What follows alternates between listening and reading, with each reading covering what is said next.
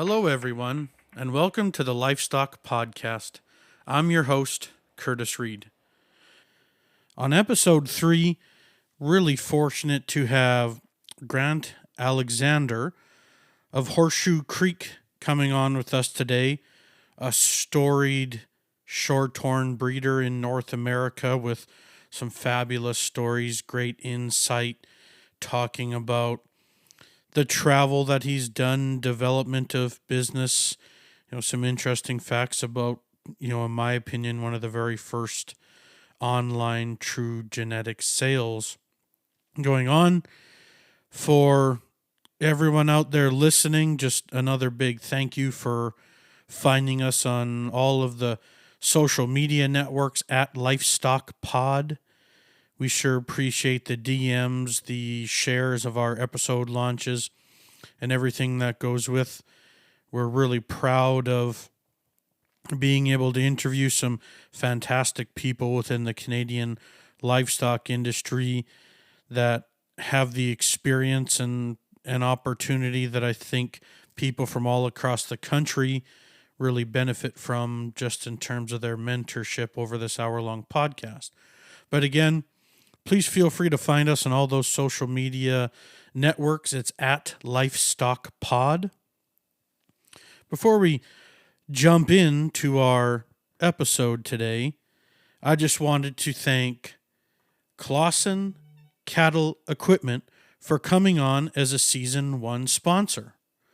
Shorthorn Cattle Equipment is a locally owned and operated agriculture manufacturing business located north of Dewberry, Alberta, by the North Saskatchewan River, providing top quality cattle and agricultural equipment from feeders to barns and everything in between.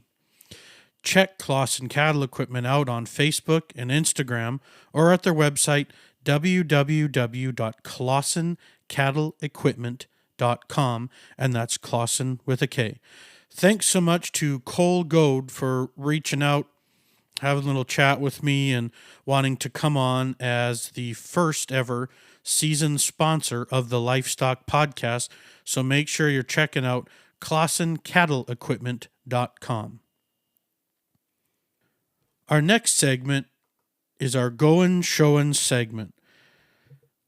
As I've said before, the junior livestock circuit was so influential to me growing up, and I know that so many are affected by it today, that you have those opportunities to travel the countryside, meet people from all over the place, and share that competitive spirit with those around you that are all competing for those same goals. So the Goin' Showin' segment is currently sponsored by the Cliffs Farm, my family's operation. We have 2 online sales coming up in October, the Ladies of the Prairies Hereford sale, October the 10th, and the Take the Lead Club Calf sale, October the 11th. Both sales will be hosted on SC Online Sales. We'll be having an open house October the 9th at our farm outside of Hepburn, Saskatchewan, and we invite everyone to attend. If you'd like to get in touch with me, feel free to reach out on our social media networks. That's the Cliffs Farm, or at 306-280-6858.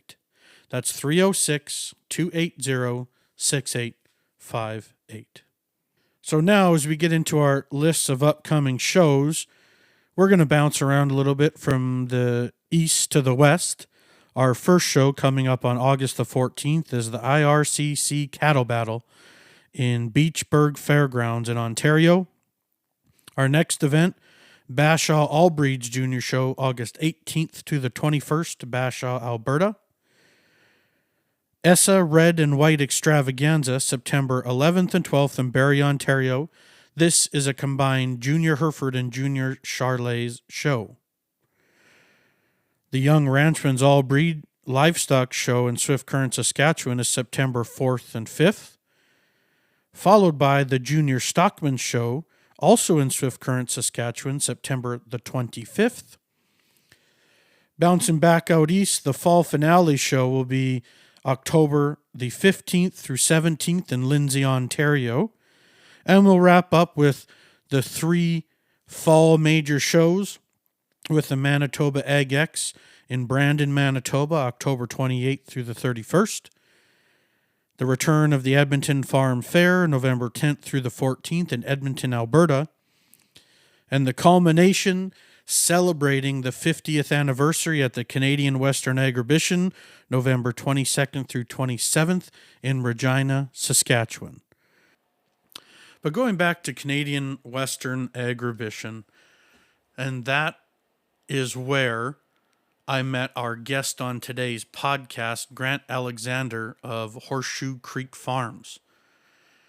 Grant has been around the business, has traveled, seen many things, and I always enjoy finding him in his signature cowboy hat up and down the stalls of Agribition, usually holding court and telling stories with some friends and counterparts. And to me, when I'm able to have conversations with Grant, I always drift back to the same stuff we're going to talk about today. How he markets, the online selling, fantastic stories about the Shorthorn breed and the cattle business in Western Canada.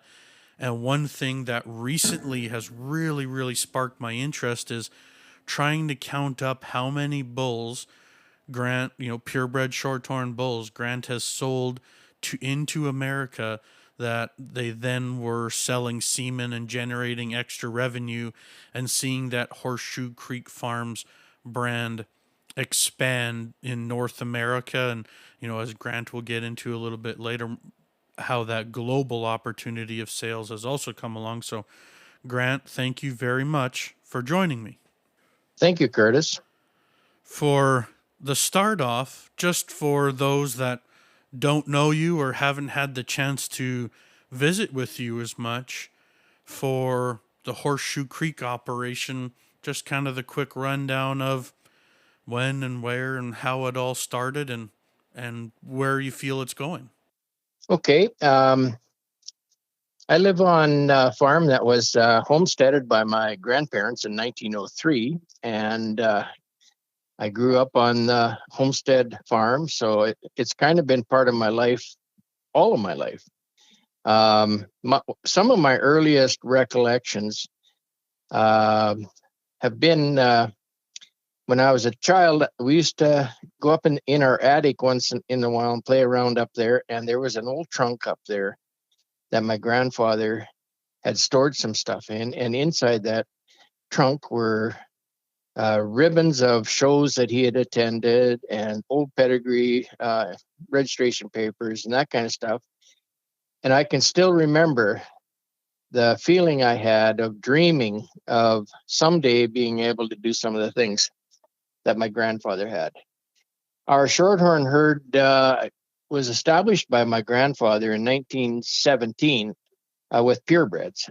Before that, there were Shorthorn cows here from right when they homesteaded. They brought some cows with them, but I think probably in 1904, 1905, a few cows showed up here, and they were Shorthorn cows, but they were commercial cows. And in 1917, my grandfather, who was born in Scotland, read about a sale that the Scottish government was holding in Brandon, Manitoba, and they brought the cattle over to Canada, and it was called a flood relief sale. And it was so much flooding in Scotland that the Scottish government was sent this boatload of cattle over to sell in Canada. And my grandfather just felt that he should go and support his homeland, and he went and he bought a bull and 2 or 3 females.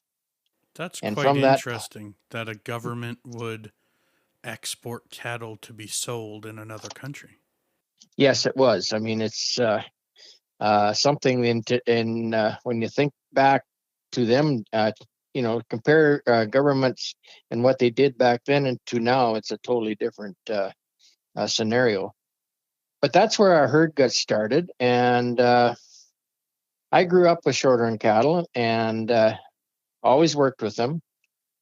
And I guess I feel that I'm very fortunate in that I've been able to spend my life doing basically the only thing I ever wanted to do, and not many people can say that. I don't think I won't say that it's been the easiest road I could have chosen, but there's been a lot of really, really big highs, and there's been a lot of really big lows. But if I had to do it over again, I probably would follow the same course make a few different decisions along the way. Yeah, the commitment to your livelihood in raising any kind of livestock has to come with a deep rooted passion. It can't be monetary or, or high profit generation driven. This is something that connects us to the cattle, the pedigrees, to the land, to all the hot button topics that we talk about in marketing, sustainability,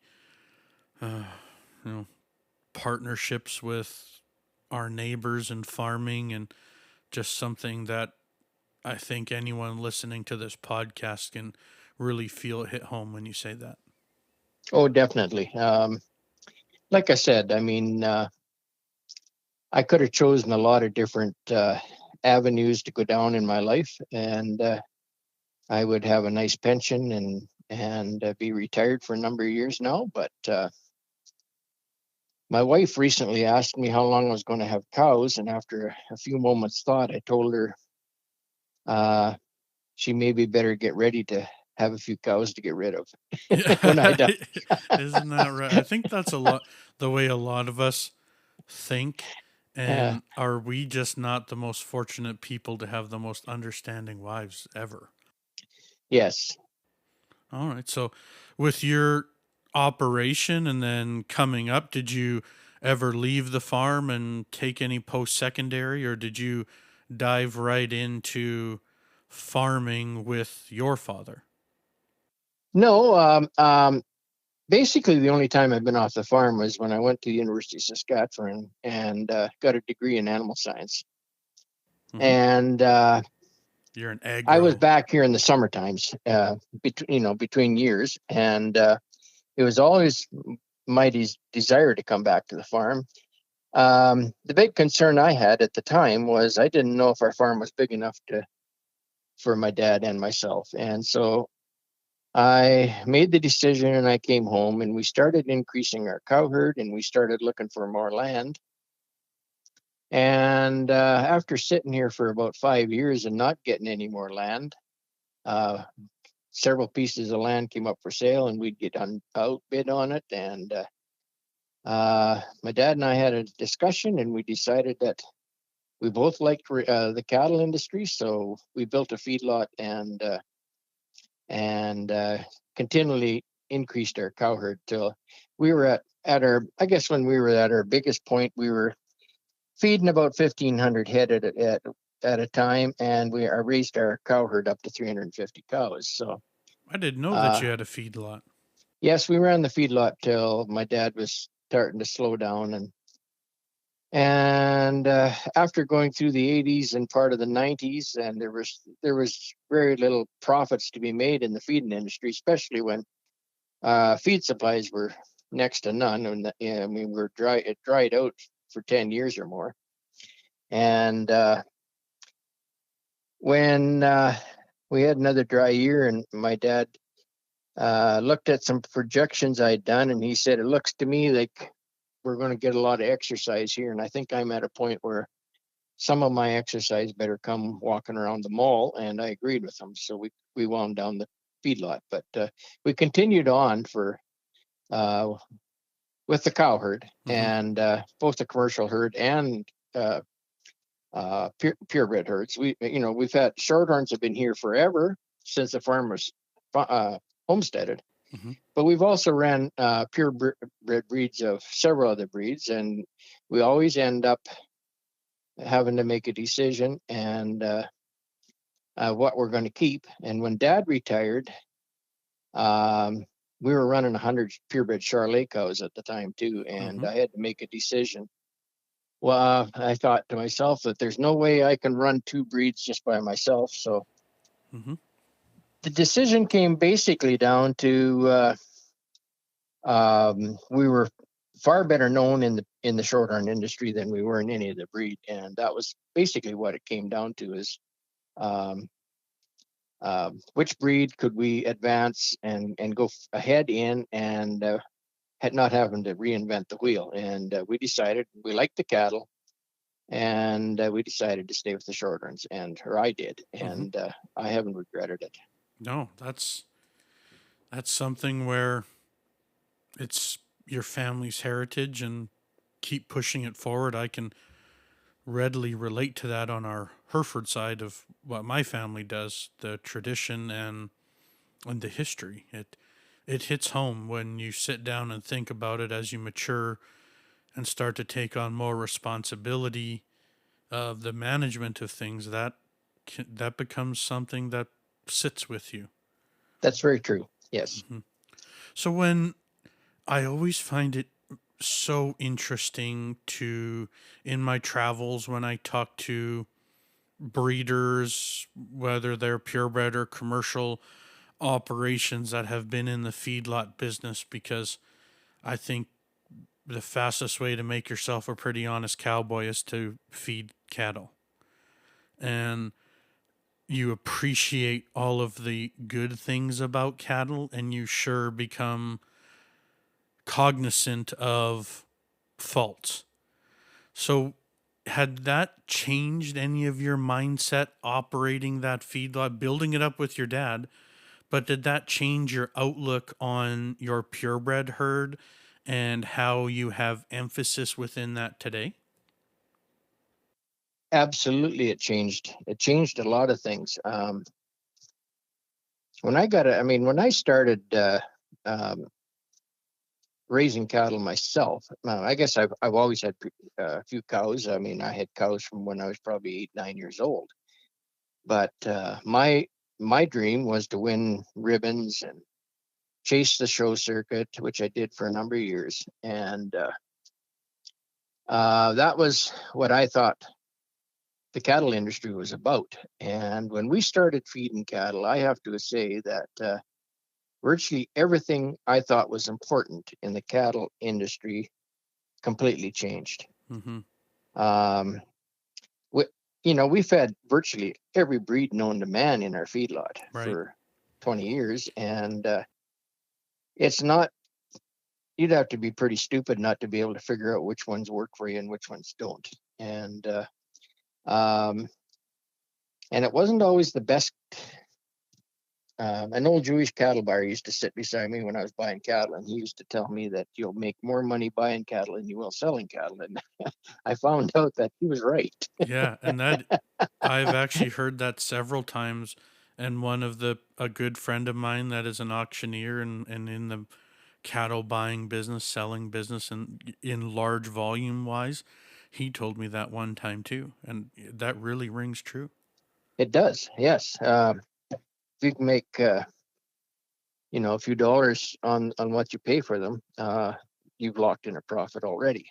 And I mean, I can remember buying some pretty fancy loads of steers, but they just never penciled out when you were done. It was nice to feed them and watch them, but at the end of the day, they didn't pay a whole lot of extra bills. But anyway, a lot of structural ideas changed for me, and you learn very quickly about sound structure and no nonsense cattle, and cattle that are easy fleshing and sound, Mm-hmm. and cattle that are just uh, animals that will gain weight when they're presented with proper feed, and you don't have to do a whole lot with them. And I think that's kind of where I've tried to go with my cattle in the last number of years. I don't follow too many fads, I don't think, and I try to raise some bulls that'll go out and produce calves that commercial guys can put in through the auction marts or feed out themselves, and they work for them. And we also sell some replacement heifers every year, and we find that they're very popular too. So Mm-hmm. Your And I replacement mean, heifers have started a lot of young breeders across North America yes, into the breed. And I'd mentioned this in my episode 1 that I think of that as one of the highest privileges when you're able to help someone come into the breed that has a passion and that fire to try it out and to get to those goals.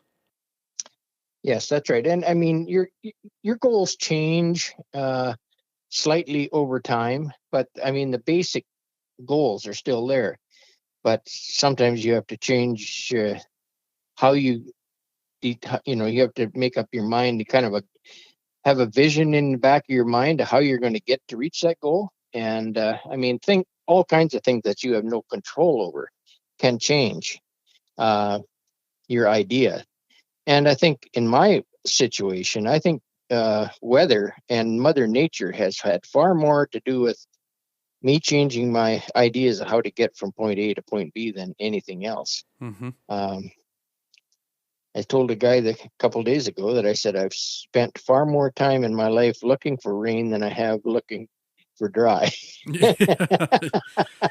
Yeah, welcome to the southeast part of Saskatchewan. I think we failed to mention that. So if you're not familiar with the the southeastern part of Saskatchewan, think of a place that can go from plus 40 in July and August to minus 40 in January, February, where rain, when it comes, can be severe thunderstorms, wind, hail, and a drought is literally, like the saying goes, a heartbeat away. That's right. We're never too. The old saying is that we're never more than 2 weeks from a drought, no matter how much rain you got. And some truth to that, really. So with that changing mentality as you're coming up, you're feeding cattle, you're developing your herd with your father. Have you married Chris at that time? No, Nope. no. Chris and I got married 18 years ago, Okay. and I got married later in life, Yep. and probably mainly because I was chasing too many cows around. I didn't have time to chase anything else. Note to all you young kids out there. You may love the cows, but don't be afraid to go to town every now and then. That's true. That's true. So as you're coming up, your father is a major influence, your mentor, your business partner. One of my goals of the podcast is to talk about mentorship and those that helped us along, because even if someone that's listening has never heard of those people, I feel those stories are so relatable into each other's lives to think of, well, who do I consider a mentor? So just in that moment, as you're growing up, building, learning how to market, learning how to sell bulls, females, those different things, hitting the show circuit. So who were some of those mentors for you in the earlier days and leading up into the later part of your life too? Well, as I mentioned, and you mentioned it as well, my dad, working with him side by side all my life, has been a mentor. And that's not saying that I agreed with everything he did, but he taught me a lot of things about work ethic, and a lot of things about. I can still remember him saying, "If you're going to raise these cattle, you'd better get out and become known, because uh, unless somebody knows uh, who you are and what you raise, them cattle sitting at home aren't going to pay any bills." And I've always kind of had that in the back of my head. And my dad always, no matter how many head we had running around this place, he always urged me to hop on a plane and fly to this sale or go to this show. And for years, I crisscrossed Canada and been in all kinds of states to shows and sales in the states. And oh, there was many years in there where I'd hop on a plane on a Friday and come home on a Sunday night from somewhere and attended a sale on a Saturday.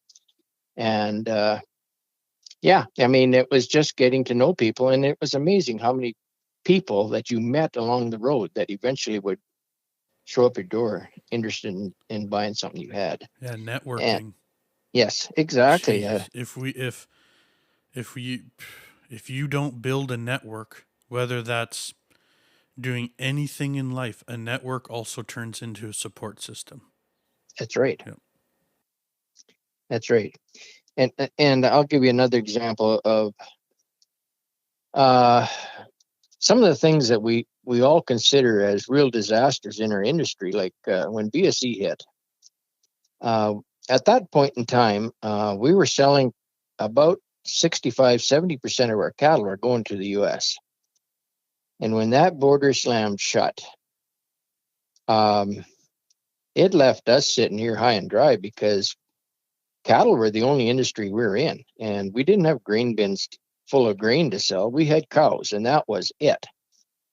And I can remember still eating lunch one day, and I said to Daddy, I said, um, "What are we going to do if this border stays closed for a long time?"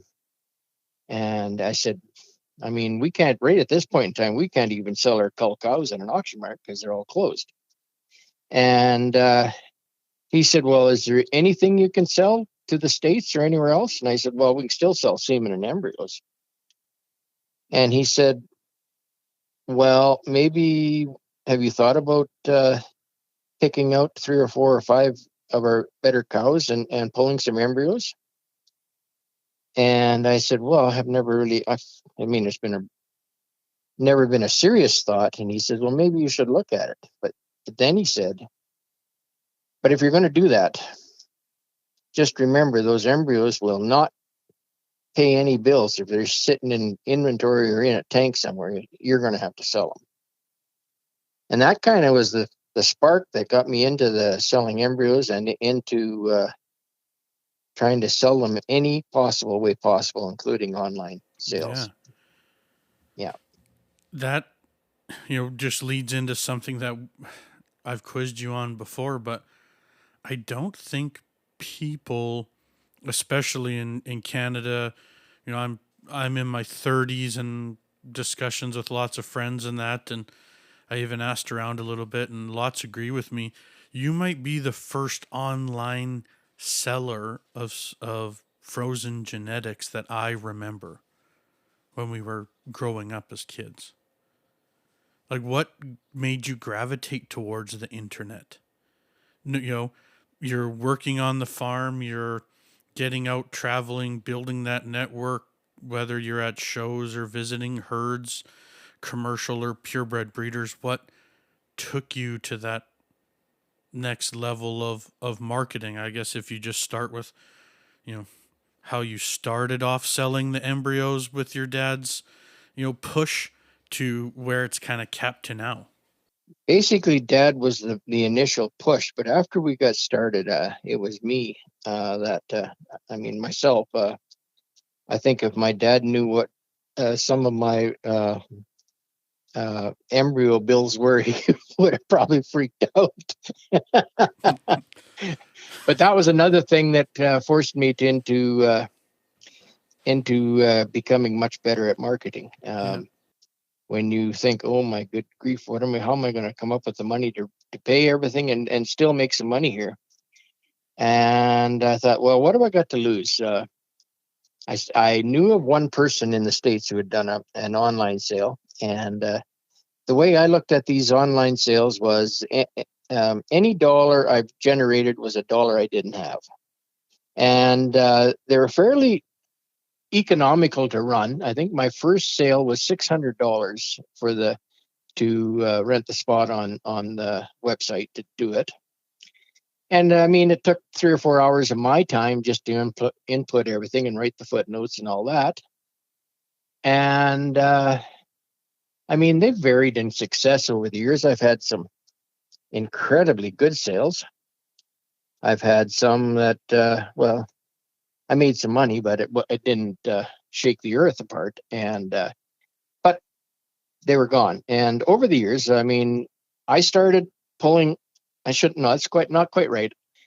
we did some AT work back in the 1980s, and I mean, we kind of quit. I mean, it was marginally successful, but we just kind of raised a few to put a few females in the herd from some of our better cows, and then we ended up quitting that. And it wasn't until BSC hit came that we decided to try it again.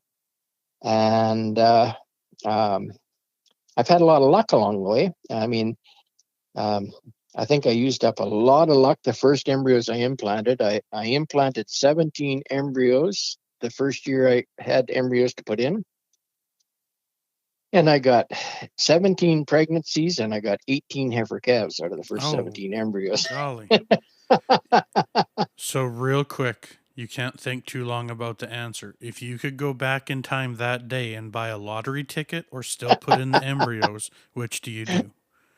Exactly. Holy moly, that's luck. And 18 calves. And when the first embryos one split, had that identical. is that's so rare, is it not? Yeah, I've had it 3 times over the years, but that year was an exceptional year. And I mean, I kind of goes to your head a bit, and I thought, well, why didn't we get into this earlier if it's this is easy? easy. Yeah, this is easy. Yeah, well, the next year I got I don't think I even made 50% conception on the second year, but since then I've had some good years. I think about 5 years ago I put in 12 and I got 12 calves, and 2 years ago I only put in 5 and I got 5 calves. So I mean, yeah, over the years, I mean, it's been good. The really One good other years thing, in the long run is how you build your average, right? that's right. Just like on anything. So when you talk about every dollar you earned was one that you didn't have before, when you started selling these embryos, did you have in mind, I have to make a certain profit margin or percentage when you were selling these? Or as you started, were you selling them to get to even and then everything after that was bonus? Right in that era, when it was more cash flow, thoughts of cash flow, bring some money in. I mean, I wanted to pay my bills. I wanted to have a little bit left over, but I had no real dreams in my head of how much I wanted to make. I just wanted to find something that would make a bit of extra money on the farm. And I mean, it has snowballed. And I mean, I find that this is really one of the strangest industries in the cattle industry is the ET or frozen genetics side of it.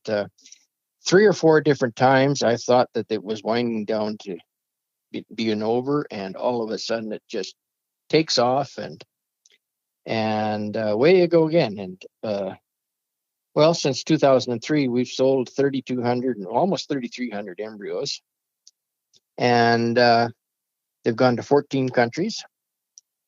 And I haven't counted up before this interview, but good grief, there's probably be another 14 countries I've had inquiries from that we haven't got sold to yet. But Yeah, that's remarkable. Those are some big numbers.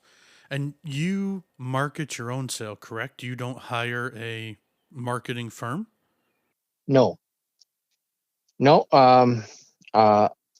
I've always felt that if people want what I produce, they'll phone me or email me or contact me, and I know the cattle better than the sales manager would. So if I can't put it together, well, then they can move on and buy their cattle somewhere else. And I mean, I don't work on selling high dollar embryos or cattle really, but I mean, I've sold a few cattle at high dollars, and but I told a guy just this morning I delivered my last bull, and I said,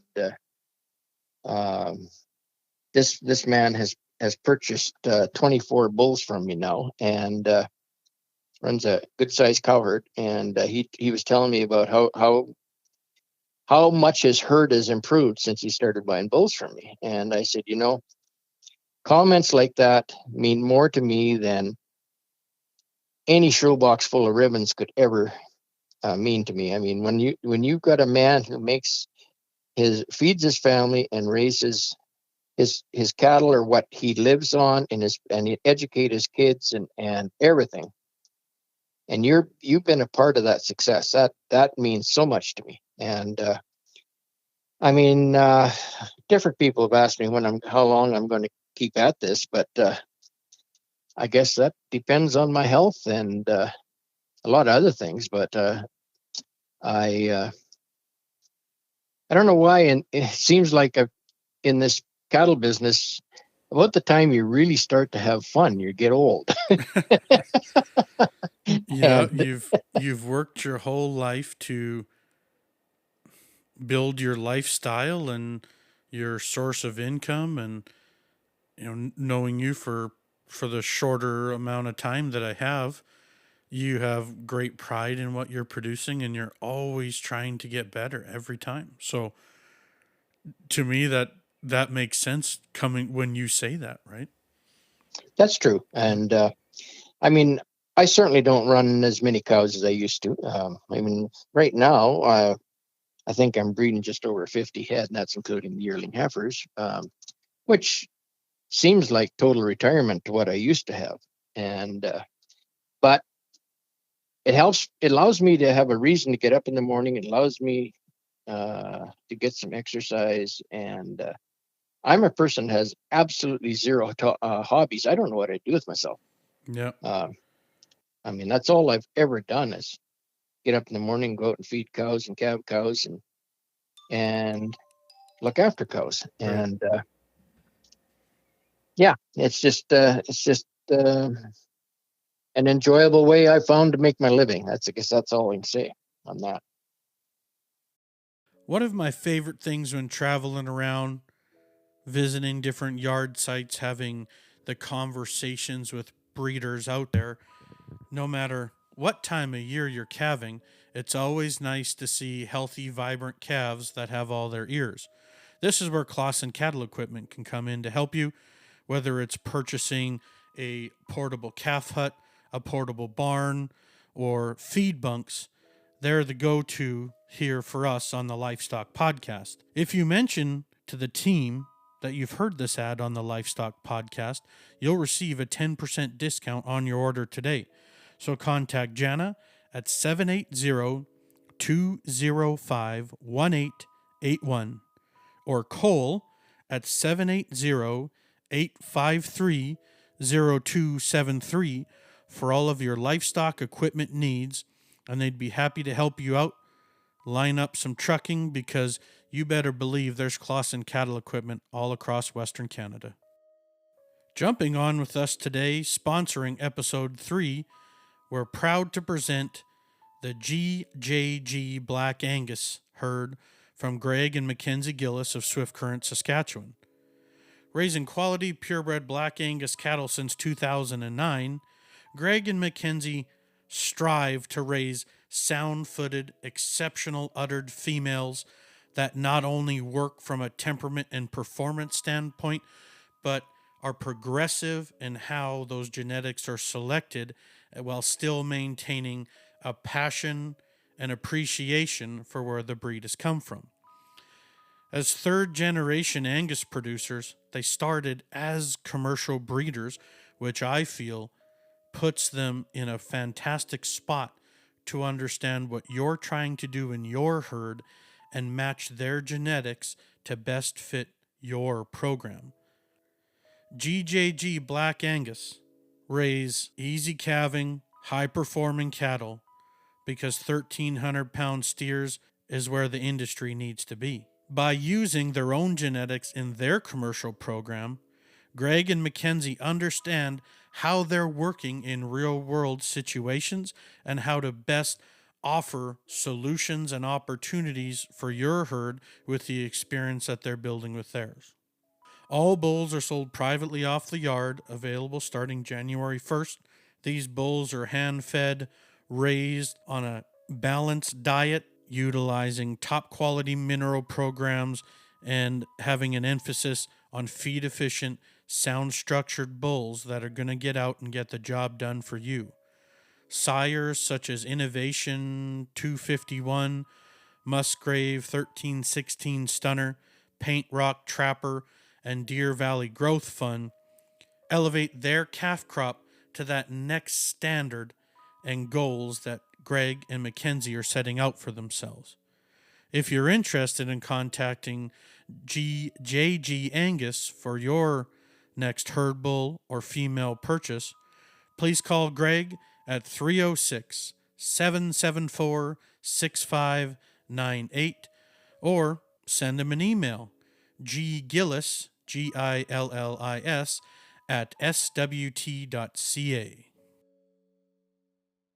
So, as you've built over the years and you've done the traveling, and we're talking about selling to 14 different countries, 3,200 embryos, when the world is normal and not under, 2020, 2021 circumstances, are you going and doing herd visits out of country? Are you going over to Europe, like, England, Scotland, wherever you're selling embryos? I guess I've never asked you that before.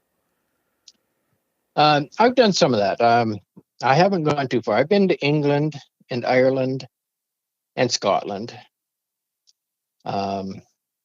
I'm a person who, when you do have a cup of coffee in the morning, sometimes I'll just go on to an airline website and check out fares to see where I might like to go and to see. And that's how it kind of started. I'd sold quite a pile of embryos to Scotland, and one night a Scottish breeder phoned me, and we had a great visit. And then at the end of the conversation, he said, "So, just when are you coming over to visit us?" And I gave him all the excuses. Don't have time, and it's so expensive, and on and on.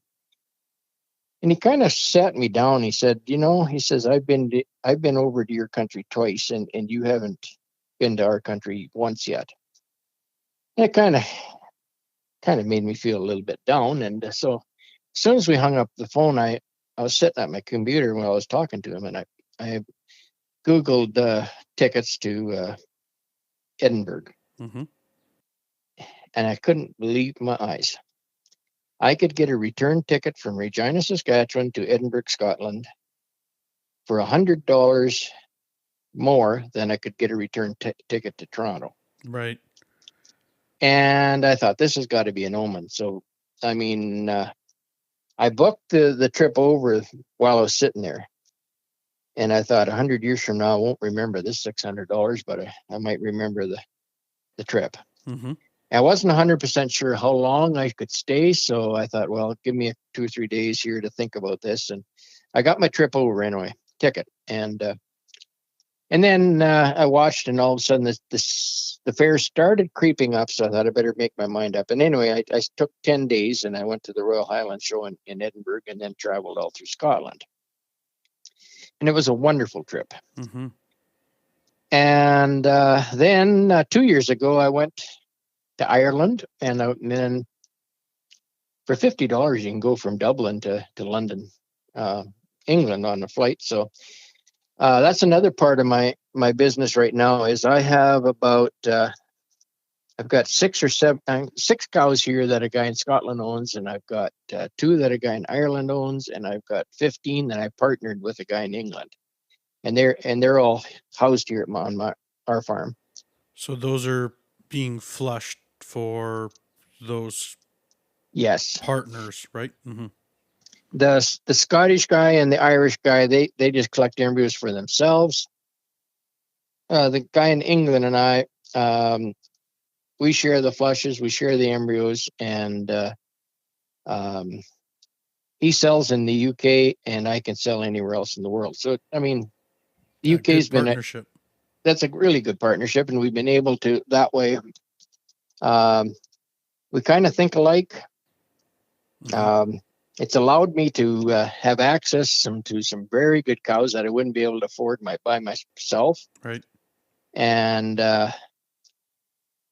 I think we'd both agree that my partner and I, that it's worked for both of us. And when I went over to England 2 years ago, he took holidays. He's an engineer, travels all over the world, but he took the 10 days I was over there, and he said, I need a holiday. So he toured me all through from England. So, I mean, thank goodness he did, because I would have been still over there going around a roundabout somewhere. But And they're just so he, big over there. Our dinky little roundabouts in Saskatchewan, when you actually hit one somewhere, it's a single laner. No yeah. one signals, just like those real big ones. I've been caught on. I went around one in Dublin like 6 times just because I was too scared to try and get over because things were going by me too fast, and Oh, I'm I can driving relate. on the wrong side of the road for the first Exactly. time for 15 minutes. So I was like, oh man, over my head.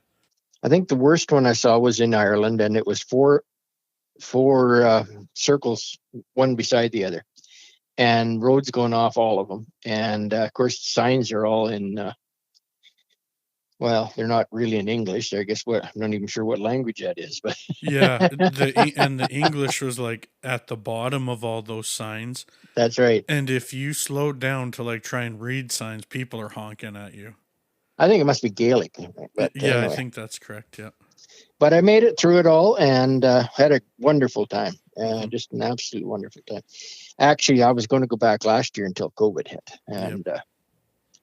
and I should have booked my ticket, because good grief, I flew to Dublin, return for under $500 from Regina, and I could have got it for $450, booking 6 months in advance. Right. But then I was just in the process of determining when I would go, and then of course COVID hit. We couldn't even get out of the province, basically. So World went upside down quickly. yeah, very quickly. Yeah. And the border closed.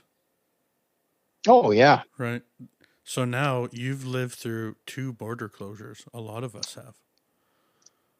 Yes. Yes. That's Something very scary true. to I think haven't thought about. of that before, and Yeah.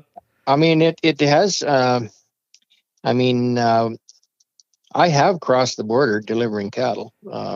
Yeah, as an Uh, essential that's the service strange thing agriculture. I've found is I've made 4 trips across since last March, a year ago March, and I never had anybody going down or coming back say anything to me about COVID. Yeah. Basically, just, I mean, across just like normal times. But and yet, my wife raises dogs, and we got several dogs here ready to go to the U.S., and we cannot find a way to get them there. Uh, it's not Dogs aren't considered essential. Right, companion animals. Hmm. Anyway, that's kind of off topic. Oh, that's good. It's, the whole idea behind this is, just like when we visit at shows or wherever else, or when I bump into you at the feed store, just That's right. having a That's right. visit. I Yeah. consider you an influencer, within the Shorthorn genetic pool currently, especially in Canada and those that you're selling to in the United States. But who were some of your influencing genetics as you were building up for, those diehard Shorthorn listeners that understand those pedigrees? Growing up a Hereford guy, I might not, but it would be something that I would want to hear from, like a Hereford guest, if you understand what I'm saying. Yeah, I understand what you're saying. Going back to my earlier days in this breed, there were several people that I really thought were mentors, and you would know this name. Louis Latimer from Remitol was a mentor. Um, they had a shorthorn herd back in this. I guess it dispersed in 19. Can't remember, 66 or 67. But when I was 15 years old, Louis Latimer phoned and asked if I would be interested in going out and working at Remitol for one of their production sales. Mm. So I took the bus out there, and I did it 2 years in a row. And then the second year, I was just Gary Latimer and myself are the same age, and we had basically just got our driver's license. And Louis asked me to accompany Gary, delivering truckload of cattle right to Quebec. And that was an experience. And so I've always took a lot of heed in what Louis Latimer told me over the years. Mm-hmm. There was a lot of other people. Bob Gordon in Manitoba,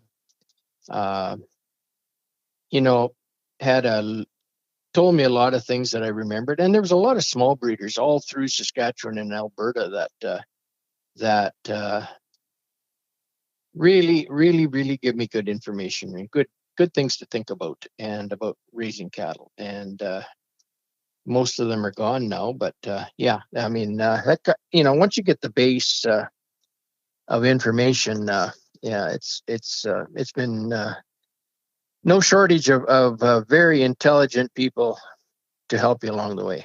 It's interesting that you bring up Mr. Gordon, because I believe him being an author, I found his book while I was traveling, and my aunt actually found it and just thought it was a neat cattle book, and she gave it to me when I was visiting. And that's something that I started getting into it and reading it, and I need to pull it back out and finish it. I actually had taken a picture of it and sent a Snapchat to one of his daughters, and I thought it was kind of pretty neat, and I need to go back and read that.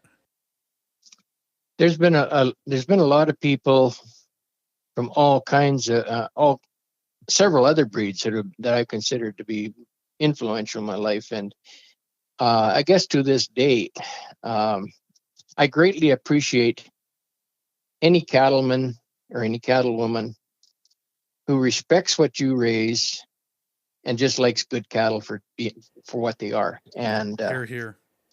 And like the Shorthorn breed is, in the scheme of things, is a fairly small breed, but there's a number of people. Grief, I don't want to start naming them because I'll leave half them out. But many times they'd stop at your stall and talk about an animal you had there, and I really appreciated that.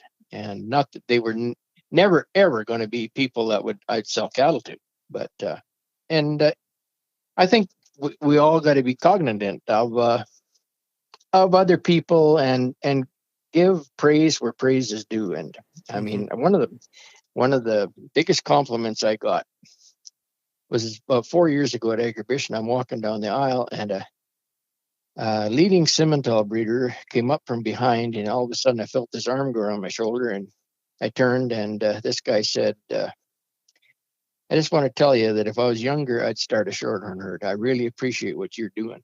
And I thought, oh my goodness, I can't believe he said that. I mean, he said, I've been watching you. He said, I kind of like some of the cattle you're coming out with, and I give you credit for sticking with it and trying to raise some good cattle. And I said, thank you very much. I mean, You have no idea what that means to me. And that is a great compliment. Yeah. And I mean, he didn't have to praise me or anything, but he did it. And it just kind of made your day go a lot better. When you pass positivity on to one another, to others, there's no harm that can come from that. That's right. Exactly right. It's That's only, whether you believe in karma or whatever else, but when you're positive with others and treat others the way you want to be treated, is that not the golden rule?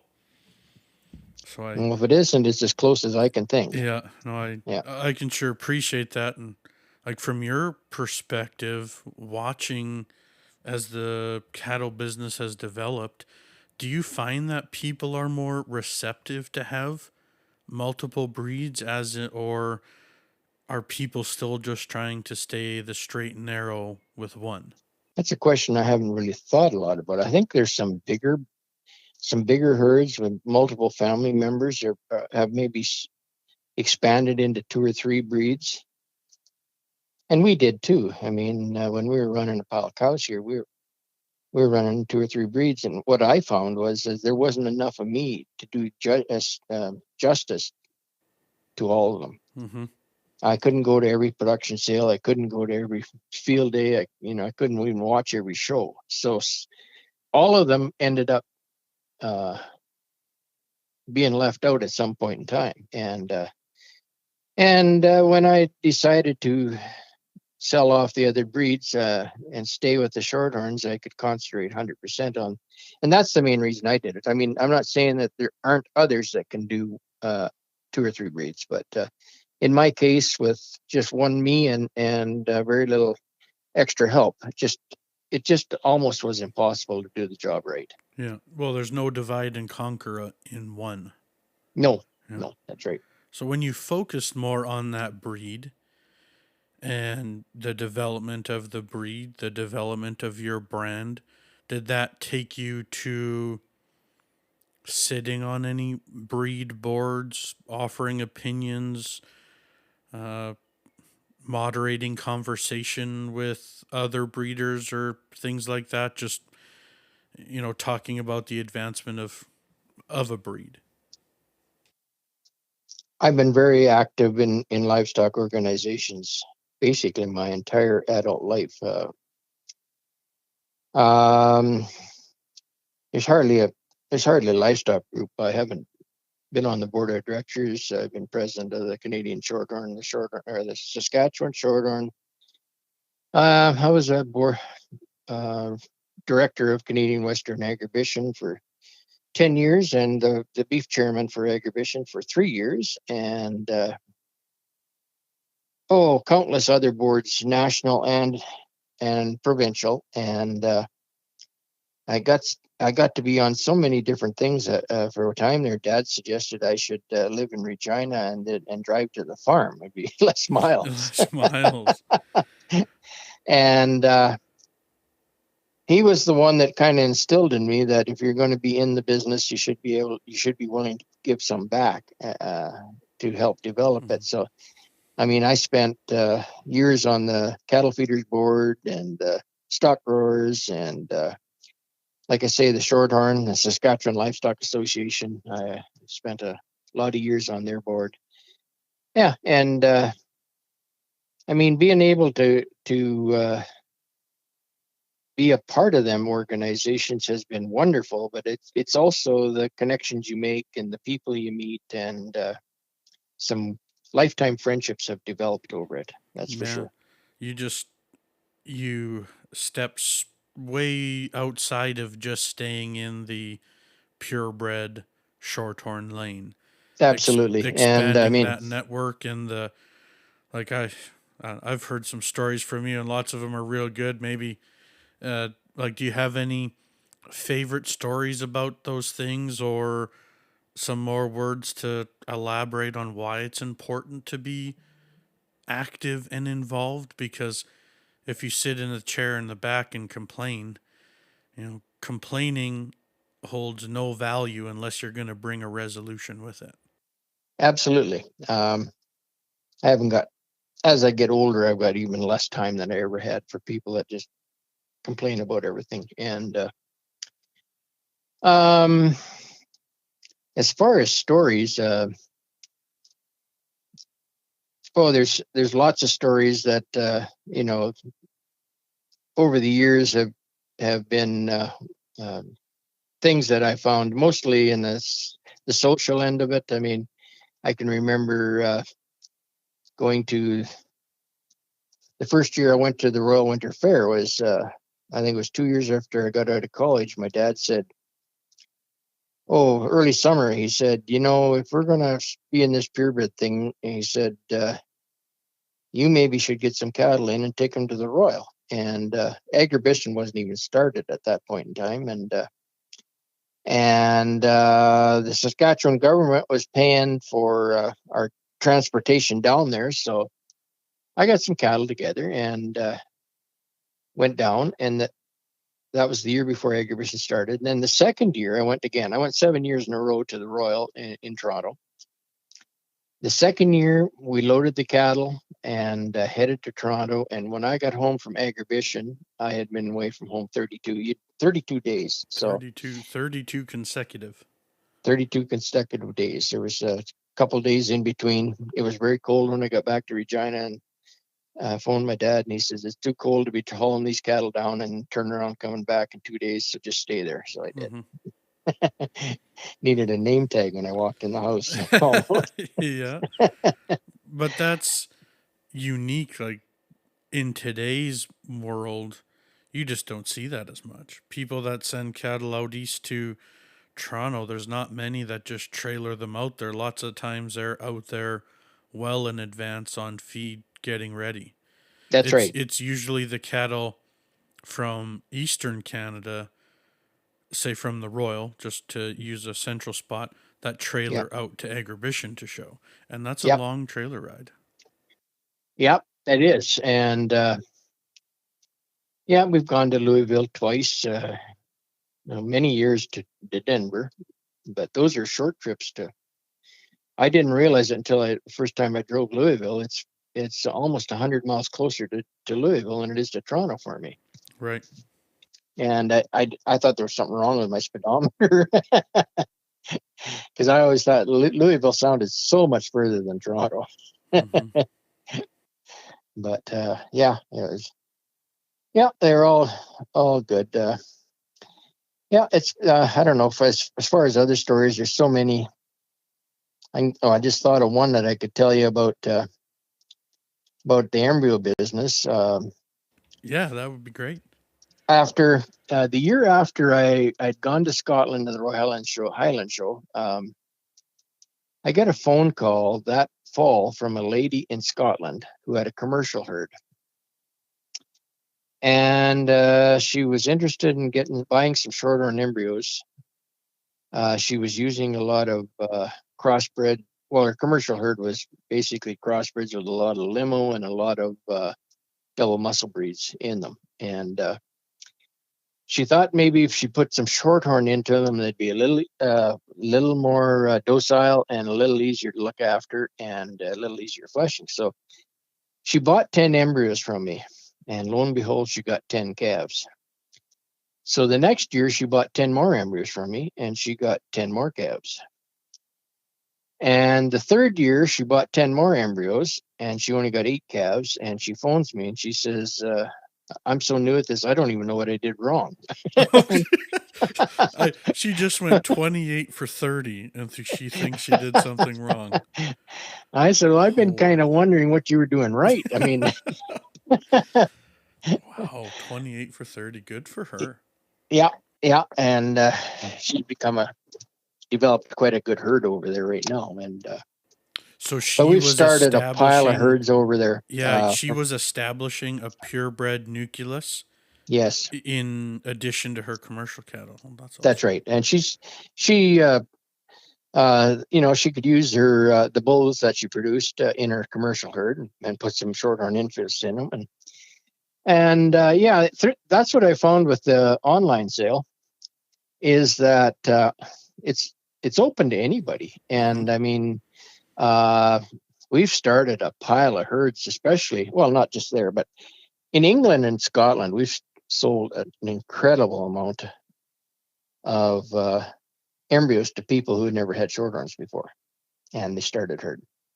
I got a kick out of one year where we sold a group of embryos to quite a well-known Angus breeder over there. And after he phoned me after he bought them, and he told me that he wanted me to swear that I'd never tell anybody that he got them. It was a state secret. So over there, like, just from a shameless plug standpoint, like, how does someone find your genetic sale online? Like, and if we were to research it, do you think you would have one of the oldest or longest running genetic sales in North America? It's probably one of the longest running online sales for one person. I Yeah. mean, there's several consignment deals that have been going a bit longer. Yeah. Um, and like I said, when I thought about it, I thought, well, I mean, I'm not going to lose the farm if I try this and it fails. I Mm-hmm. mean, I did the whole thing. The first sale I did for under $1,000. So I mean, if I was that close to being broke, I deserved to lose everything. Yeah. Well, that's one way to look at it, but it was stepping out something totally new. Did you have to, Yes. when you first started? So what? Okay. Well, I'll just lead into a little barrage of questions, I guess, on the online sale. Like, what year was the first one? My first online, well, I've had 15 of them. So what's that make it? 19 or 2006, I suppose, Yeah. would have been the first one. Yep. And that's about right, because BSC was in 2003. Yep. And going back to that part of the story was when we decided to pull some embryos from cows. Another thing my dad told me, well, I mentioned this before, but he says, you're going to have to market these somehow, because we're just in a deeper hole if we can't sell these things. So Yep. what I did was I took a 2-page ad in the British Shorthorn magazine, and I took a 2-page ad in the American Shorthorn magazine, and I took a page in the Australian magazine, and I didn't have a clue whether I could sell any of them. Right. And all of a sudden the phone started ringing, and I started selling embryos. And well before the power of Facebook, Twitter, whatever else went. absolutely. Right. And I mean, and that's not, yeah. I sold our high selling bull this year in our sale was last summer. I posted a picture of a couple bull calves I had, and on Facebook, and I thought they were neat calves, and started getting some inquiries about them. And lo and behold, when we held our sale in March this year, my high selling bull went to a leading breeder in Scotland at 24,000. And when I talked to him after the sale, he said, I've been watching that calf since you put his picture on Facebook. Yep. Didn't you take a stall picture of him at exhibition too? No, that was another calf that went to Illinois. Yeah. Oh, that's the one that went to Illinois. Yep. Yeah. He's and he's doing a great job down there. So the guy's tickled pink, and he's selling a lot of semen off him. So yeah. So that's nice stories to hear. So when you get into the online thing, is it just people simply Google you? Do you have is your online sale established through your website, like portal, like horseshoecreekfarms.com, and then there's an online sale portal? That's a big part of it. I put it on our own website. I put it on any other page that I think might draw some interest. I sent a lot of e-blasts out. I got quite an extensive list of breeders in many countries, and I can send an email out pretty darn cheap, really. Yeah, right. It is. Just your time to write it up, and that's drawn some interest. But I mean, some of it, I'll be honest, I mean, I'm always amazed where I get inquiries from. 3 years ago, I had a guy register for our online sale from Costa Rica, and I didn't have a clue whether this guy was real. A phantom account. Yeah, you wonder, is this guy real or just some kid playing around or what? But it was Costa Rica, and anyway, he ended up buying 5 embryos, and so I quickly invoiced him, and the money came. So never heard much about him again till last fall. He contacted me, and he's got 3 calves, or he's got 3 heifers on the ground from those 5 embryos he bought. And this time he contacted me. He was interested in a group purchase of several embryos and maybe some semen too, if I had some that was exportable there. So we're still working on that. We haven't got anything put together, but that's another thing you find out is some of these countries, you don't make the sale right at that moment in time. It might take a year or two, but still, and if it doesn't, keeping it on your radar though. Absolutely. That's something that when I listen to you talk about those opportunities and then taking advantage of that opportunity in front of you, that success wasn't just developed overnight. That was planning, time, business development, networking. It's not just like you threw something up online and it sold. That's very true. I mean, yes. And I found with anything online, and whether it be your Facebook page or your website, good pictures are incredibly important. I see so many people that'll put a picture on there, and you think, oh, I really would like to see that animal in person to see if it's as good as it's supposed to be or if it's as bad as its picture is. But Mm-hmm. and I'm not saying that all my pictures are good, because sometimes you just can't get the right one. But yeah, I mean, I got those good pictures of those bull calves last year, and that sold them both really. And the one brought 24,000, the other brought 13,000. They're the two that I pictured. So For all the I can live crap on prices like that. yeah, for all the crap you read on Facebook, every now and then it pulls out a good story where you're like, "Thanks, Mr. Zuckerberg."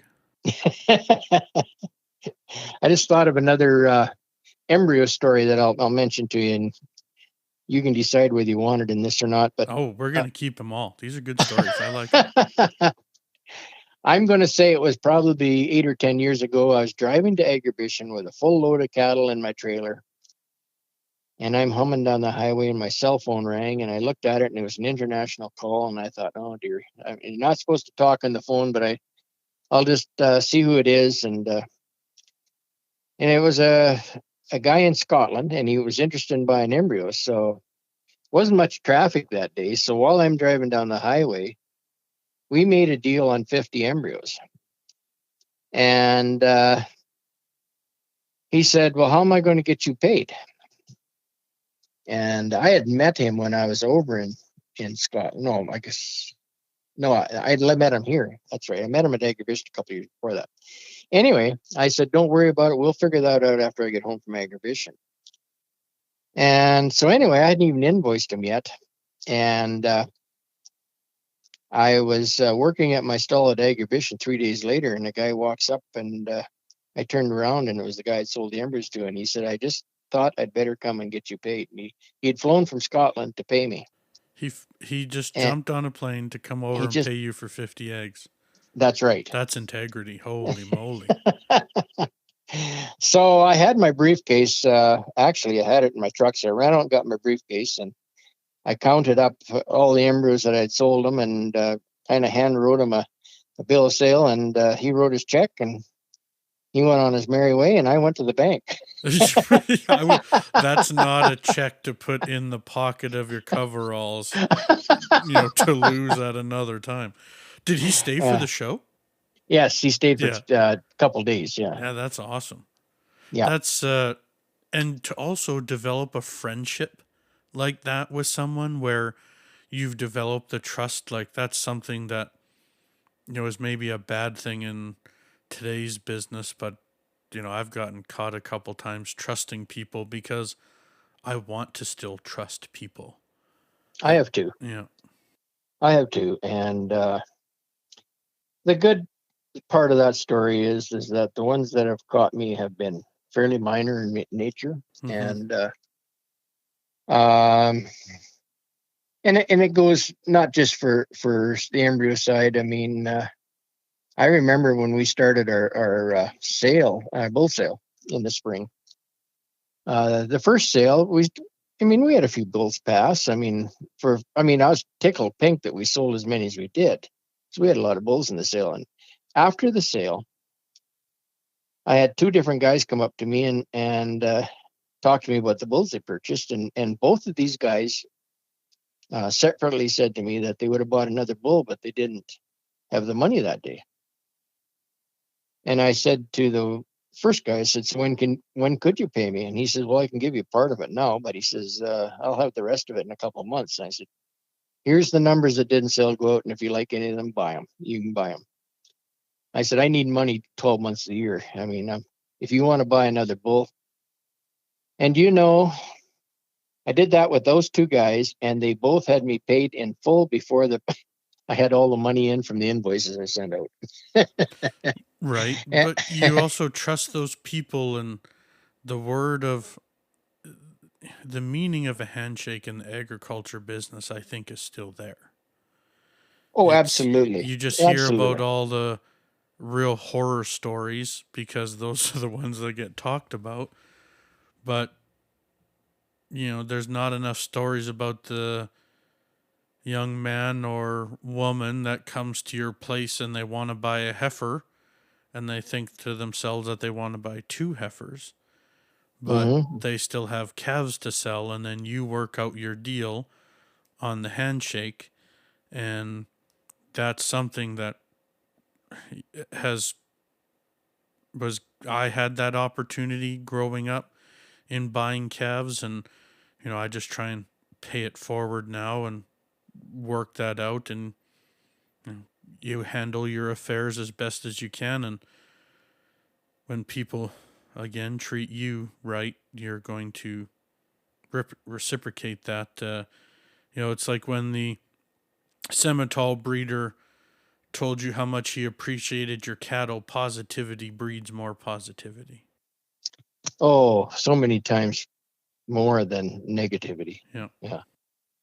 No, and I mean I learned this lesson very early in my cattle uh, lifetime. Is I can't remember what year it was, but we were having a production sale, and we've had a pile of fall production sales for our females, and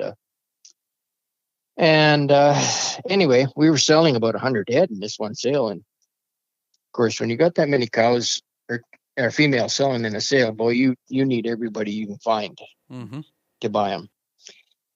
And a well-known breeder phoned me, and he says, I hate to even ask you this, but he said, I'd be very interested in buying some cattle in your sale, but he says, I've got 2 combine payments due this month, and I'm not sure if I'm going to have the money to buy what I want. And I said, well, tell me what you'd like to do.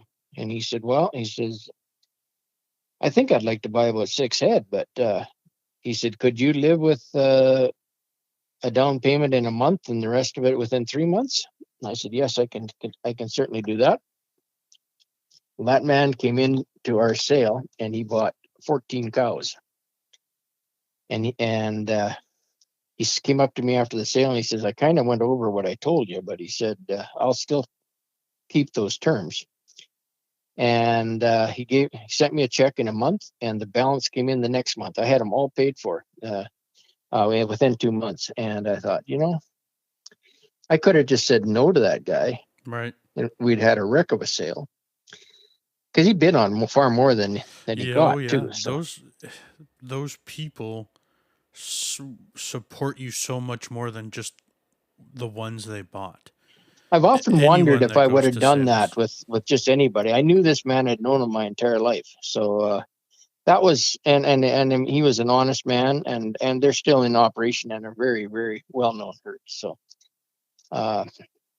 yeah, I mean, things like that, they don't leave your memory, and you think of them. And I've been that way, in that position many, many times in my life, where the day of the sale, I just don't honestly have the money because I've spent it somewhere, or the money hasn't come in, or whatever.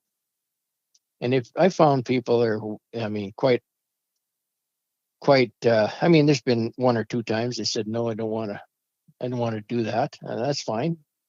I'll buy cattle somewhere else then when I find someone I like. But most of the time they'll say, yeah, no, we can work with that. And so I try and pass that on too. And of course, we all need our enough money out of our sales to pay the bills and pay Right. our help and all that. But like I said, every month of the year, I need to have some checks coming in. So, Yep. Living's not free. That's right. Oh, that's good. And, from all the years of showing, and correct me if I'm wrong, have you ever missed an exhibition? No. No, I didn't. I didn't think you had. I think we talked about that maybe a couple years ago when I'd stopped by the stall about yourself, and maybe there was only 2 other people had exhibited at every single exhibition.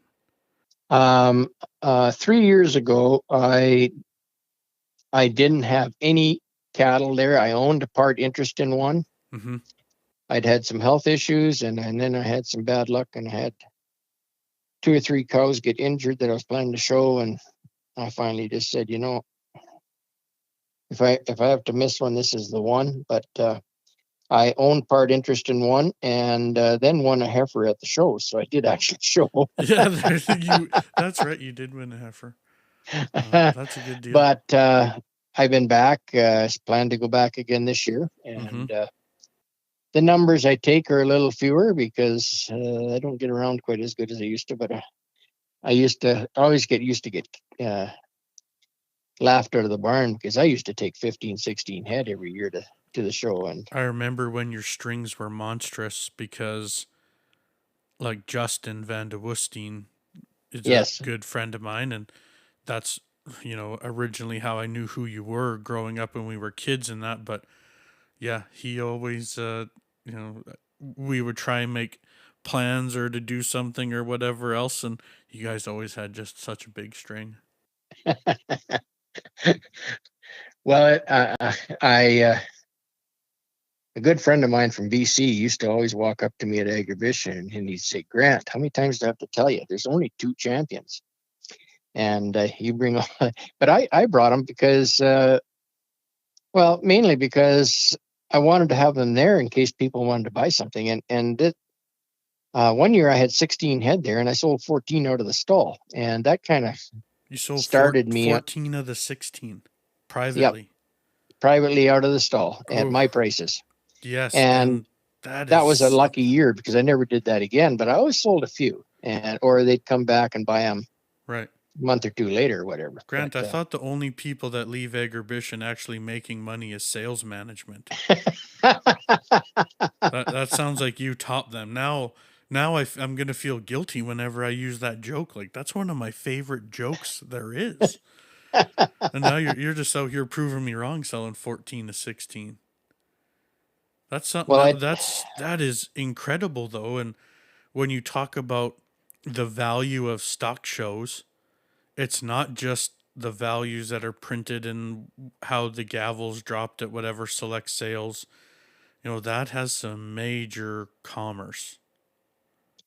I honestly don't know how you calculate um, on a monetary basis whether going to them shows has paid. I mean, I almost to the point where I don't even like to think of how much I spend going to Agribition. But when I had those big strings, I was consistently spending over $20,000 just to go to a 6 or 7 day show, Yeah, because Agribition. going to exhibition starts 4 or 5 months before the show. Oh, absolutely. And So you got to yeah, have crew. And I learned the lesson that you better have the best crew possible because I found out that the good guys and the bad guys all charge the same amount. yeah, and the good guys, like, I keep trying to hire away your current help. I keep throwing out my invitations to come over and help, but we need to get your influence back on the board and change the Shorthorns and the Herefords always showing on the same day. Yeah. I can never wrangle up all the people that I want to fit for me because, well, I'm going to help Grant again. That's what they always say to me. Well, now you're making me feel bad. Good, yeah, that's right, Grant. Yeah, you can tell them But all to come work for me then. well, I don't have that many anymore, so you got a better chance now. 'Cause, Oh, but that's wonderful. And, like, from all those times showing, was there ever a moment like we just talked about the story of selling 14 of the 16? Are there a couple more moments that stuck out, whether they're at Agribition or they were at the Royal or just around in the business? Some of those moments, those memories that you were sitting here talking and you're remembering the embryo ones. Is there something about showing cattle or going to different events, a memory that just pops out? I just thought of one that I don't know what brought this to my mind, but this was in Denver. I'm going to say it was in the mid '80s. Um, I I partnered with 2 friends of mine, and we started importing cattle from Ireland, and we made 2 importations brought a couple bulls and some females in of the Irish strain of Shorthorns. And after we got our second bull in, he was kind of a uh, very popular in the breed, and so we had the first calves from him on the ground. So we took the bull and 12 of his offspring to Denver and just displayed them. we got the pen right in front of the Livestock Exchange building, and we had a big display there, and we just displayed them. We didn't show a solitary animal, just displayed them there and tried to sell some, and we sold several for good money. Mm-hmm. But what this story is about is the day we were starting to pack up, we were going to head for home because all the Shorthorn events were over, and we decided we might as well head for home. And anyway, a lady come along, and she's standing looking at her cows, and she comes over to me and she says, I really like these calves. Are they all sold? And I said, well, no, there's several here that aren't sold yet. She said, well, I think my brother would be very interested in some of these calves, but I know for a fact that he won't be able to come for 2 days. Anyway, we had a little team meeting, and we decided, well, we've been here this long. 2 more days isn't going to kill us, so we stayed. Yeah, 2 days. It turned out that this man was the governor of Colorado, and he had his own ranch. And he came and he bought 5 bulls at I think it was just around 4,000 average, which in that month was pretty good money in the mid 80s for commercial bulls. And I remember him saying, I've never spent this much for bulls in my life, but I like them. He said, I was just about ready to give up on the Shorthorns.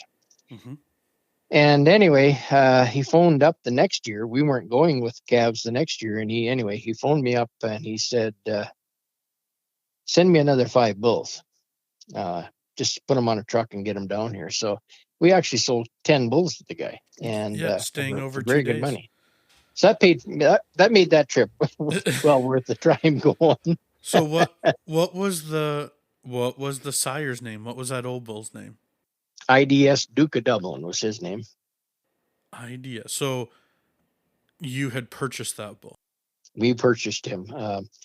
This first bull we brought in was Highfield Irish Mist. Okay. And you can find Irish Mist way back in most of Canadian Shorthorn's pedigrees now. He's somewhere back there. And Duke's in a lot of them in the background too, but they were both very good bulls for the times. And we had Duke there on display as well, and we were selling semen on him. And I'll never forget the first day we had him on display. We sold $22,000 worth of semen off the bull. Had the checks in our pockets, and I thought, man, this is unbelievable. Yeah. So did you have to drop him at like Billings or take him over to Great Lakes or something? Or did you already have him drawn and export semen? We had semen drawn, but what we did was there was an AI stud 15 miles north of Denver at the time. I think it's not there. I don't think it's there now, but a couple nights we ran them out there overnight, and they jumped him in the morning, and I think we collected 500 or 600 straws just in a couple nights. Yeah. I mean, their health regulations are totally different. You didn't. Right. I mean, you could just take a bull there and collect them and load them back in your trailer and go again. And so, yeah, we were afraid we were going to run out. So after, late in the afternoon, we'd take them back and put them in the trailer, head out there, drop them off, go early in the next morning, pick them up, take them back to the stockyards. But that's pretty neat. I imagine it's done by others, but that's the first time I've heard a story like that. You're selling semen, getting checks in your pocket, and you're running the bull to the bull stud to fill all the orders. That's awesome. Yeah, that don't happen very often. Did you ever do that again? Just take cattle to display with their sire or multiple sires? That's the only year we did that.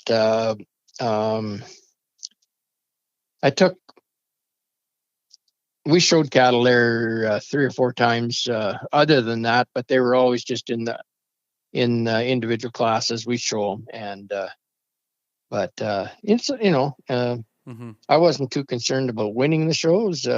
More just get your cattle there. Marketing. Yep. So you were showing on the hill then. You didn't have a pen.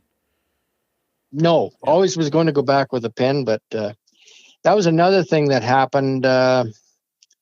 Always planned on taking more pen bulls to Denver, but we made an agreement about this same time with one of the largest ranchers in the U.S., and he was running 10,000 shorthorn cows and 30,000 commercial cows in Oregon.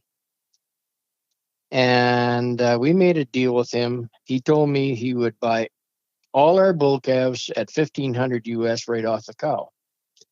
And he told me right up front, he says, you keep the hot dogs that you think are worth more than that. So $1,500 US was over 2,000 Canadian at the time. And I thought to myself, if I can sell all my bull calves right off the cow at $2,000, that's a pretty good deal. So No we made the fee, no agreement with risk. him.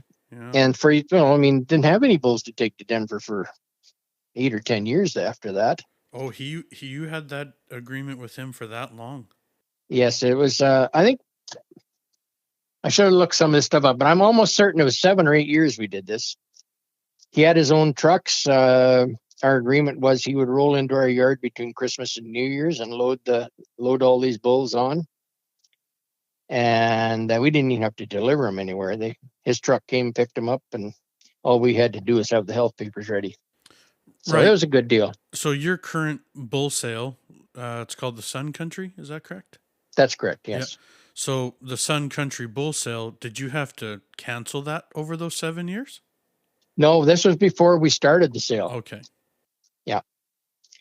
Yeah. And then when that deal ended, they went another direction, and I just started selling bulls privately off the farm, and then a good friend of mine, Jerry Wyatt at Kisby, we're having lunch one day, and he had a few shorthorn cows, and he said, "What do you think of the idea of starting a shorthorn bull sale?" And I said, "Kind of like starting an online sale." I said, "Well, guess there's one way to find out."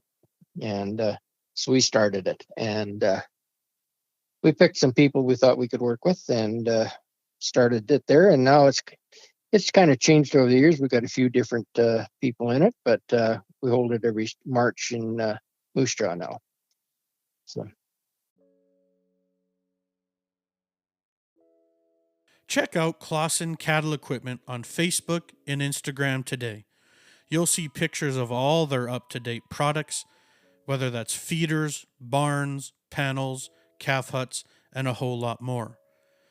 Make sure you use the name Lifestock Podcast on your next order, and Jana and Cole will be happy to help you out with 10% off your next purchase. Find them at ClausenCattleEquipment.com, and that's Clausen with a K, Klassen, cattleequipment.com. Greg and Mackenzie Gillis of Swift Current, Saskatchewan, have been raising purebred Black Angus cattle since 2009, stemming from being third-generation commercial Angus producers. What they're raising within their purebred program, they feel truly complements their goals as originating commercial producers.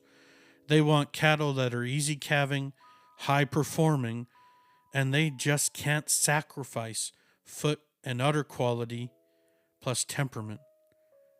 When you're out on the range calving cows, easy calving, low maintenance cattle that work and perform for you is the ultimate goal, and that's what GJG Black Angus is all about. Feel free to reach out and talk to Greg about whether it's your next female purchase, a bull purchase, or just to talk about cattle. Extremely easy people that understand what they're looking to do in the business and sure like to talk about what your goals are. So contact Greg Gillis, 306-774-6598. That's 306-774-6598. Yeah.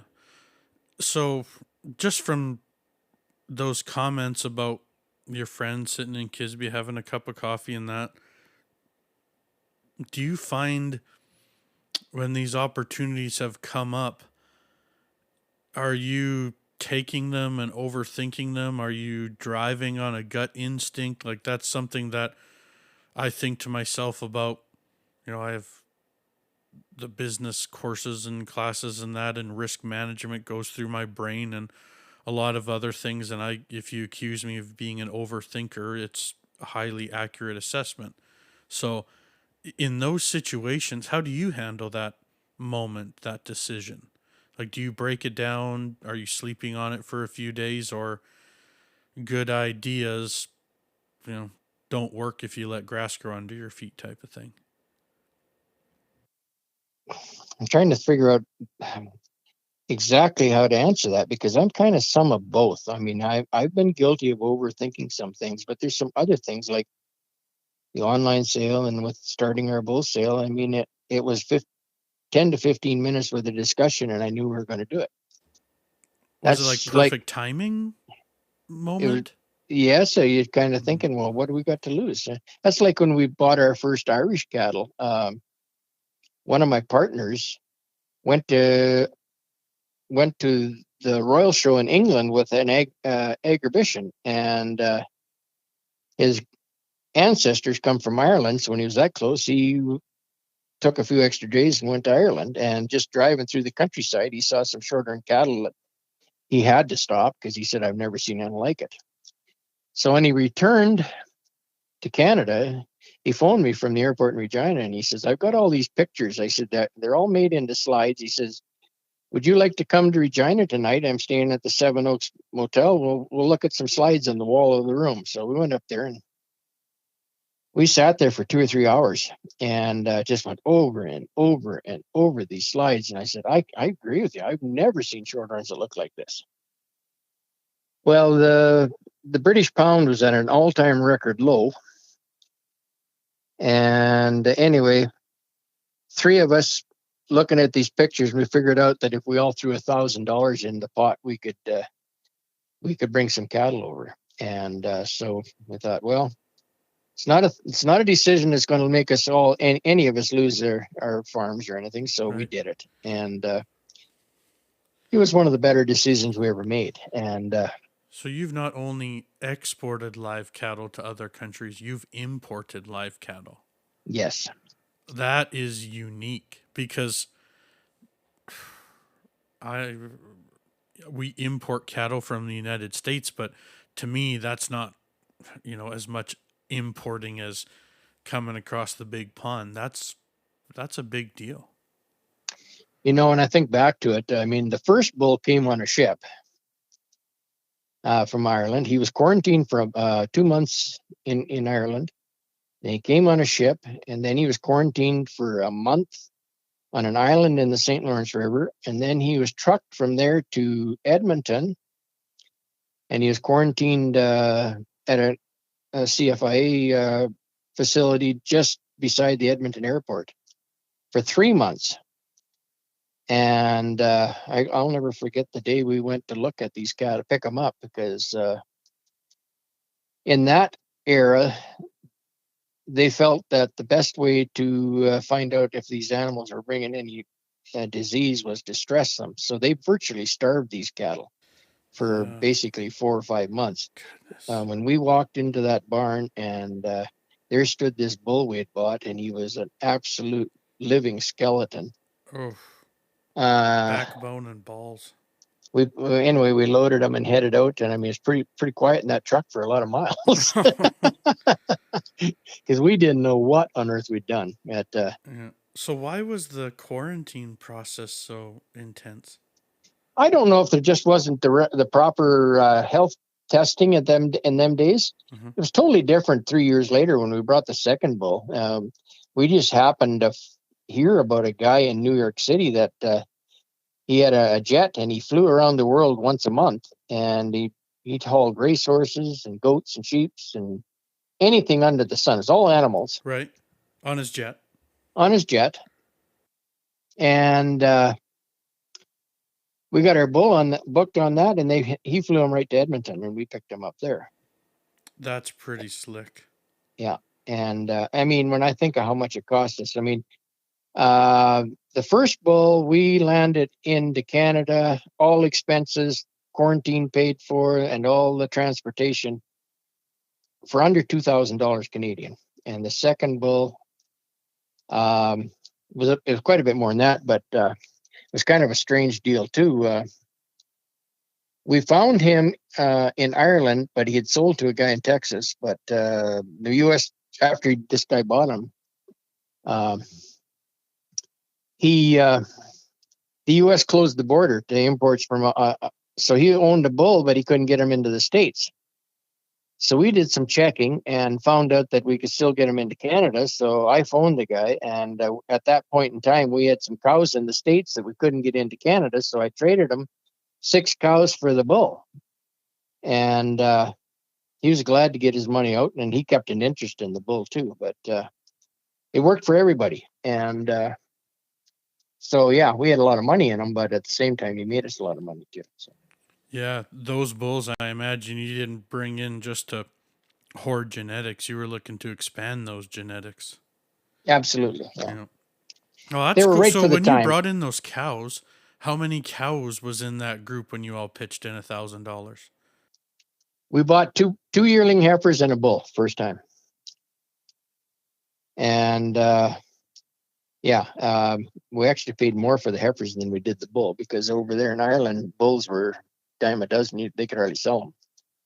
And we were the second people in North America to import any of these cattle. And then it kind of blew up, and they were bringing plane loads of them in a few years after we did.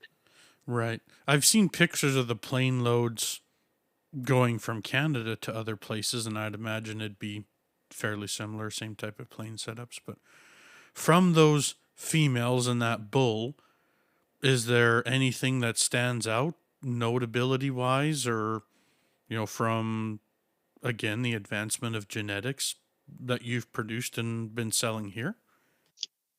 Yes, I mean, a lot of years have changed or gone to under the bridge since we brought those cattle in. But the thing that we saw in those first Irish cattle that we thought would help improve our cattle was the night. I remember when we were looking at these pictures on the wall of the hotel room, we commented that there's 3 visible things that we can see that our cattle need. And at that time, Shorthorn cattle were didn't have enough muscle, natural muscling. They for some reason, a lot of the Shorthorn bulls are being produced had a tie in their scrotum, and the testicles didn't hang straight. And we had some issues with udders on the cows. And every picture we saw of the cows, they were beautiful uddered. And these pictures of all the cattle out on the pasture, they were thick from the hooks to the pins, and their testicles hung. They were large testicles and hung straight. And I said, if that's all they do, it's worth it. And they did so much more than that. They increased our carcass quality in just unbelievable. I mean, at that time we were running our feedlot, and so I was doing blue tag testing on a pile of calves going through the lot. And the first bull, we found out that he jumped our ribeye areas by 2.5 inches ahead on average. That's a lot. That is incredible lot. Mm-hmm. And then to top it off, he lived till he was almost 15 years old here, and he died on an operating room at the university with a twisted gut. And I don't know how long that bull would have lasted because you could still not even walk with him and keep up to him, because I never saw a bull that agile in my life. Just ready to breed cows. Oh, it's incredible. And I call him my once in a lifetime bull. Yeah. And I still got 3 or 4 straws of semen that I'm waiting for that special flush. But So what was that bull's name? Highfield Irish Mist. That was Irish Mist. Yeah. Wow, so with that bull, were you marketing semen around the world on him too? We sold a fair bit in Canada and the US, but that's as far as we sold it. Duke of Dublin, we sold him most of the semen. Well, we sold a lot in Canada too, but a lot of semen sold in the States, and we did sell quite a bit into Australia too. Thank you for sharing those stories. Those are ones I hadn't heard from you yet. That's really good. It just gets a guy's mind churning about different things and what you see. And the last several episodes, I've just harped on the idea that people need to get back in vehicles and go visit other breeders, producers who they're selling bulls and females to. People need to get back out and look at cows again. People need to understand the effects of genetics and not just within their herd. I remember Rodney James from Transcon told me many, many, many years ago. He said, if he said we all travel a fair bit to sales and crisscross the province. He says, but he said, try to stop and see somebody on every trip. And he said, I don't care if it's the worst set of cows you've ever seen in your life. He says, price one when you before you leave the guy's yard. Make him feel good before you leave his yard. You don't have to buy it. Right. But he says, you'd be amazed how important that is to make that connection with that breeder. And he says 9 times out of 10, eventually he'll come to your place and buy something. And I think of that quite often. And yeah, make people feel good about what they're doing themselves. And yeah, it's a people business. And people do business with people they like, I've always said.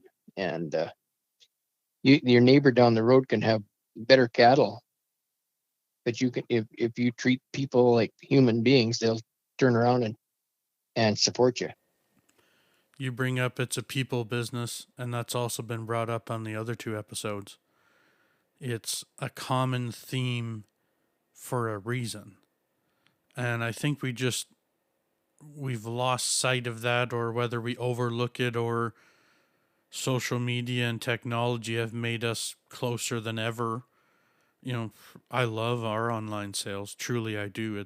It's made my life so much easier, and we can present them in a high presentation and get it right and market them specifically, but there's still nothing like bumping around in a rough field or wherever else, visiting with a new acquaintance, longtime friends, customers, whether you're enjoying a cold Coke or a cold beer, whatever tickles your fancy in those situations.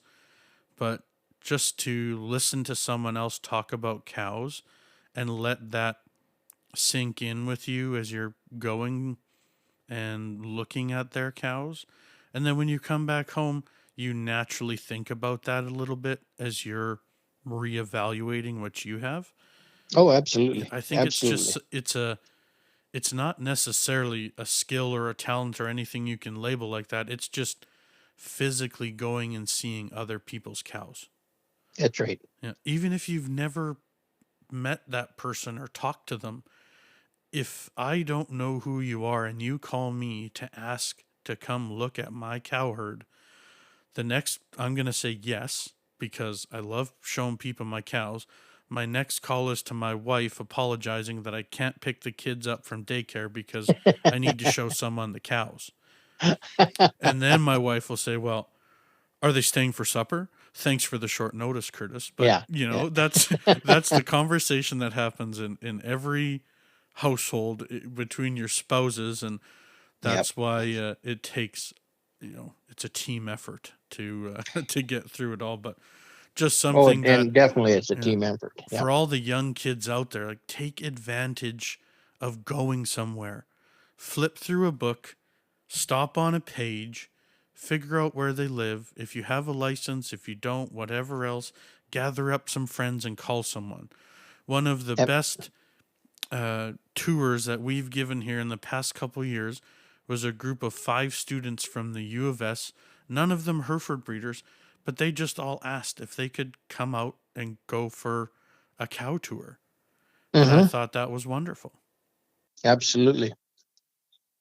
Yes. I mean, there's different times when I grew up, but my dad always said that if I me going to taking me to the Regina Bull Sale was part of my education, and so every year we'd go for 2 to 3 days and just walk around. Some years we had bulls there, but lots of years we just went by ourselves and just visited with the people. And yeah, it's just talking with people and getting to be known and getting to know them too.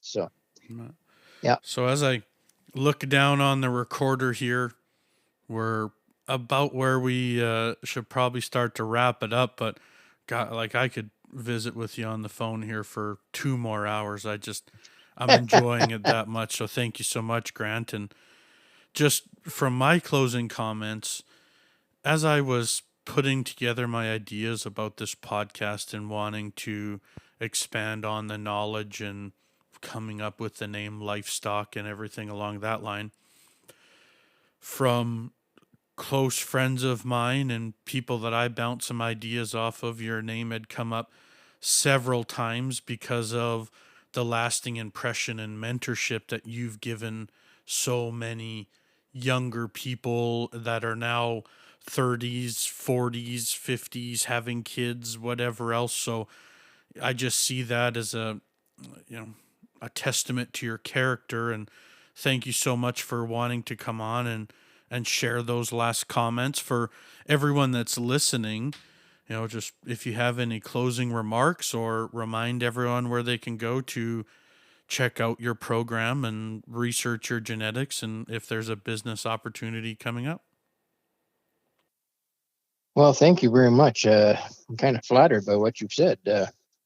When you first contacted me a couple of weeks ago about doing this, my first reaction, and you probably remember this, was I thought, who on earth would ever want to hear anything about my story? You almost said no. I had to get a little sweet talking going on there. You almost said no, and I knew I needed you on here. And I thought, oh, good grief. I mean, I've been in the business forever, but that's no big deal. There's lots of people who've been in the business forever, but yeah, and I mean, yeah, good grief. There's hundreds and hundreds and hundreds of stories. A guy could, I mean, there's, as I've been sitting here, a few more keep popping into my head, but yeah, good times, bad times, memorable times. But at the same time, I feel honored that you've selected me to do this, and I've enjoyed it greatly. It's been a really good visit on the phone. Yes, no, that's wonderful, and I cannot wait for the next time we bump into each other at the feed store, or our good visit and catch up at Agribition, and to wander through the barns and look at the cattle. You bet. So I wish you and Chris all the best, and hopefully the rain keeps on coming and feed stockpiles are at all-time highs. And if you got enough to sell, maybe I'm calling you to buy some hay. You never know. Well, I can tell you, it won't be this year. We've been in a drought here this is the year 7 for us, and in 2017 I sold a big majority of my cows, and just because I had some health issues that time, and the second reason was we had absolutely no feed. I mean, we had no hay, and I thought this has got to be the time to do it. And but I didn't want to sell everything, so I kept all the old cows and then some year the heifer calves. And in no time flat, we're back up to 50 head again. Yeah. And but at the sold 3/4 of my cows, and I bought every hay since I did it. yeah, that's right. It's not what I was planning. It all works out though. Eventually, you bet. Mm-hmm. Well, thank you again so much for coming on, and yeah, I just can't wait till we can catch up for another visit and go over what we didn't get to on this one, and then line up part 2 again. Okay, that sounds great. And good luck with this venture. I think it's a great idea. I think it's I really am excited, and now that I know a lot more about this podcast, and I really hope it's successful for you. Well, thank you very much, and I can't take credit for the idea. It was started by There's several that are going in the United States, and that just always stuck with me that we have some great people and stories within our Canadian industry business, and I wanted to bring that to the forefront. So, Well, I'm glad you did. we'll have a And great rest of the evening, and we'll catch up with you soon. thank you very much. Great. Yep. Good night. Bye, Grant. Yep. Bye. Again, what a wonderful interview. Thank you so much to Grant Alexander from Horseshoe Creek Farms for agreeing to come on, have a visit. It's easy to tell that he is a really good fella and someone that you can visit with for a long time about a bunch of different topics. Grant, the fact that he was on so many different boards, was involved in so many things in our industry to help better it, to build his own network and do those is fascinating. I was so intrigued with the comments about the online sale and starting it and why, what, where, how, and just that fact that it's perfect timing and having that gut feeling to seize that perfect timing. A little bit of a longer episode. I apologize for that, but if you know me on a personal level, I like to visit, and every now and then it just gets a little bit long. So we'll wrap this up here. Again, please like, share, comment, give us a review on your favorite podcast listening platform. You can find us on all social media channels at Lifestock Podcast. That's at Lifestock Pod. If you're interested in sponsoring or coming on with a segment, we do have some ideas about cutting in fall sales, how it works with putting it out there on our episodes, and the episode that would then release the closest to your sales, or you can come on for multiple opportunities. And then I'll just wrap up with, remember, it's a good thing to want to better yourself and chase your passions. Ask questions. Don't be afraid of hard work. Get on the road when possible and make some in-person visits. Those will be the best learning experiences and memories of all. So with that, we'll be talking to you soon. Sure appreciate you listening in.